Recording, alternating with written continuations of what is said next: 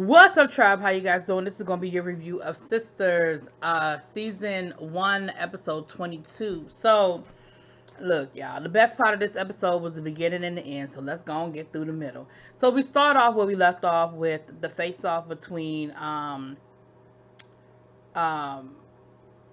what's his name, Aaron, the preacher man, his mother-in-law, and Karen's mother. Now, I called her Sherry Hadley last week. I clearly meant Sherry Belafonte. That's my girl. I told y'all before. That's my girl. I remember her when she was on Hotel back in the day. Then she was Sherry Belafonte Harper. Anyway, she's facing off with the mother-in-law, and the mother-in-law done pulled out a gun, and she told that woman, she said, if you don't put that fake gun away and get that shit out my face and get out my daughter's shop. And she laid that woman out. She called her all kinds of bitches, told her to get her ass out the damn shop. She said, let me tell you something. She said, if you bring your ass back up in here, it's gonna be me and you. Like, I don't play them games with you. I don't play them reindeer games. So then she said, well, why would my daughter do that? You raised a bitch. And she said, look, I didn't raise no bitch. She said, I don't know why your daughter did what she did, but that was her choice. Nobody made her do that. Well, your daughter was sleeping with her, having an affair. And she said, look, my daughter done told you she wasn't having an affair with that man, and I believe her. And she said, well, then why would she do it? She said, I don't know why she would do it. So then she said, well, I'll tell you what. You know, you might be able to get me up out of here, but wait till her brother gets here. He gonna have something to say about this. So now she threatening them with the brother. So we'll wait and see who the brother is when he show up, honey. Because the way she made it seem like was that the brother was gonna show up there wanting blood. So we gonna see how that work out. So, you know, they get her out of there, and then, you know, she's talking to Karen, and she's like, look, so what, like, you know, they're trying to calm her down, and then Aaron comes walking up in there. And, you know, her mama was like, this is who this is all about, like this. He was like, excuse me. She was like, let me talk to you. And he goes to shake her hand, honey. She won't shake his hand. And she was like, look, what's good? Because, you know, whatever you doing and however it's coming down, if any harm comes my daughter's way, it's going to be a problem. It's going to be me and you. And I promise you, you don't want that. You don't want them problems. And, you know, he's trying to play all nice with her. And he's trying to do the whole, I'm so sorry, ma'am. And I would never do that, ma'am. And she was like, look, are y'all having an affair? Like, what's going on? Are y'all messing around now? Now, he hesitated like he couldn't answer the question. And his daughter and Karen hesitated like she couldn't answer the question when she asked her. She said, look, let me just let you know something. If I got to come back up here because something done happened to my daughter because of this mess with you, just know it's going to be some problems. She said, and I am 100% that bitch. I said, I know that's right. Then she rode off on her motorcycle. I said, I know that's right. So then, you know, he goes to Karen and he's apologizing to Karen again. And he was like, well, we still on for tonight, right? She talking about some, yeah. I said, see, y'all ain't learned nothing. That woman done threatened you with a toy gun. She done threatened you with her son. And y'all still playing. Okay, all right. Y'all want to keep playing reindeer games. Y'all keep playing them reindeer games. Zach and Andy ain't had too much going on this episode. Basically, Andy let Zach know.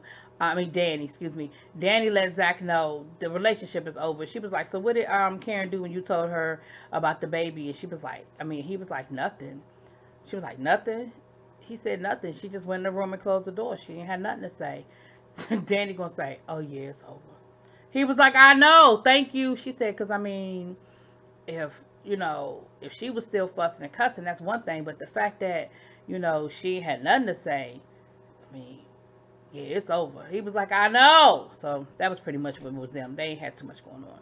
All right, down to the law office. We see Morris walking with the private investigator, and he goes to sit down and have a meeting with the partners down to Andy's law firm. And when they get done with the meeting, they call Andy and tell her they want her to come down to the office. And Andy was like, look, if you're going to fire me, you could just go and fire me over the phone. And they was like, it's more complicated than that. Can you come down? So she gonna go down there. Okay. Now, in the meantime, and in between time, the private investigator is sitting out in the hallway. They won't let her in the meeting. And she starts making nice with Andy's former receptionist. Looks like they got her working the front desk now, honey. She done got demoted, child. And why they got this woman so thirsty? And again, Tyler, I don't know if this is like, if you know, I don't know if you just writing this character thirsty because you writing this character thirsty, or you writing her thirsty because you made her a lesbian. Because Why is she so thirsty? Like, she pushing up on everybody about some, you and the girls. I mean, you sure?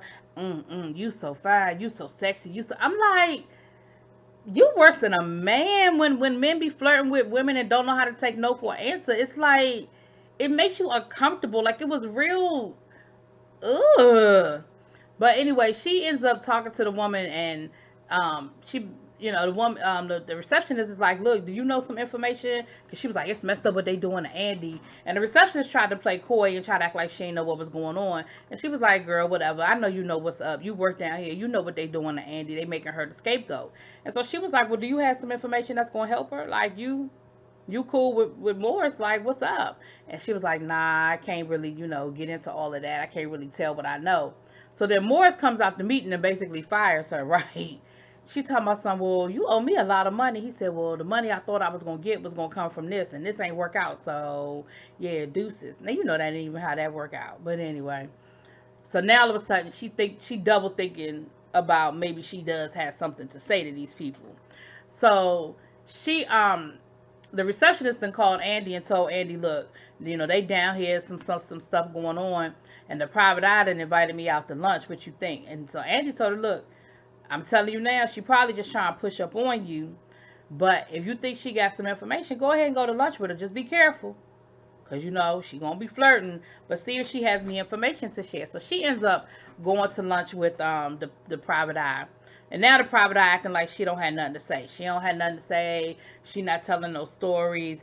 And she was like, "Well, what is it for me? What's in it for me?" So the receptionist is going to say, "Well, I got a friend, Nikki, that I can hook you up with." She was like, "Oh, so this supposed to be a trade-off? This supposed to be some quid pro quo type of stuff?" And she was like, "No, I'm just saying. I thought maybe, you'd want to meet my friend Nikki."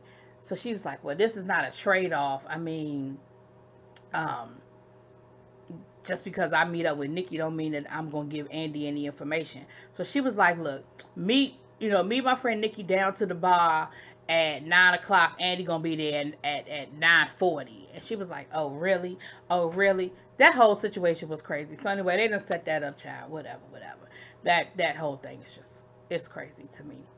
Um, all right, over to Sabrina's apartment. Calvin done got drunk, and he's going through that nasty phase, right? I told y'all the drunk man's words are a sober man's thoughts. So now he's basically saying all the stuff that he wanted to say to Sabrina when he was sober. He called her a bitch and said that she was selfish and said that she won't shit and that she must want a thug type dude. You want somebody with his pants hanging off his ass. You don't know how to handle it when a man treats you nice. And of course he's being real nasty towards her or whatever. So then he starts telling his story. And basically he would go spend the summers with his biological family. He had an uncle who was like, "You ain't gonna be no gay boy," and ended up taking him to go sleep with some 40-year-old. I don't know whether she was a prostitute or just a friend of his, but he was 9, the woman was 40, and so, of course, he's talking about the trauma of that situation. And Sabrina basically was like, "Yeah, that happened to me too." So, okay. Then she ends up putting him in the bed, and that's that, because that ain't a whole that I guess that's what we were supposed to get out of that, was that he was, the way his uncle treated him or whatever. So then we have Andy and Gary. Gary is insistent on going back over to the house to go get his stuff out the house. Andy keeps telling him, "Don't go over there, honey. There ain't nothing there. It's not a good idea." And he was like, "I'm fine, but I need to go get my stuff and I need to talk to her." Y'all know he really just want to go talk to her because he in his feelings about the fact that he done found out she's sleeping with Morris. So he goes out to go get his car, honey. His car is towed down. I mean, 4 flat tires, all the windows busted, the mirror knocked off, spray painted all over it. I mean, tore down. And of course, immediately he's like, "Jasmine." And so here she come from out from behind a car talking about some, "Yeah, it's me." She was like, "And you was here with that bitch. You stayed here last night." And he was like, "Jasmine, like, why are you here?" So they get to arguing, and she was like, "Oh, you think you were coming over to the house to get the rest of your stuff? The rest of your stuff is over there. I'm gonna assume it was cut up, burnt up in the car, whatever." And he was like, "Jasmine, just get away from here, just leave." She kept saying stuff. He was like, "Are you trying to get a rise out of me? Like, you trying to get a reaction?" And she was like, "Well, what is it working?" So she's he lets her know that he knows about Morris, and she was like, oh yeah, well, he was coming over and sleeping with me every time you left the house, and I didn't even bother. We slept in my bed, and I didn't even bother changing the sheets. And I was like, you nasty bitch. She said, you didn't even notice. He said, I ain't noticed because I ain't care. I said, ooh. So then she was like, I guess none of that worked. So then she gonna say, come over to the gas tank. I got something to show you. And he was like, I ain't going over there. Come on, I got something to show you. He was like, I'm not going over there. So she goes over there. Baby, she said, your mother died in a house fire when you were young, right? He was like, what does got to do with my mother? She done pulled out the urn with the ashes, honey. She done poured the ashes into the gas tank and set the car on fire. So now he is pissed off. So now he does get a reaction out of her. Honey, she pulls out a bat and she proceeds to whoop his ass with that bat. So then he picks her up and she's on his back and he's twirling him around and they're tussling and he goes to fling her off of him. Why he throw her over the damn landing and she done landed on top of a car? So now his ass gonna be in jail for attempted murder, honey. Because it looked like she wasn't dead. She was moving around. But you about to be in jail for attempted murder because the only witnesses that were out there, at least as far as we saw her body falling over the balcony and saw you standing there yelling down at her. It's about to be a whole nother set of mess. Anyway, that's all I got. That's all I got for y'all. This episode wasn't giving me a whole lot. It was a lot of conversation to say nothing. But whatever. Let me know what y'all think. Drop it in them comments. Peace.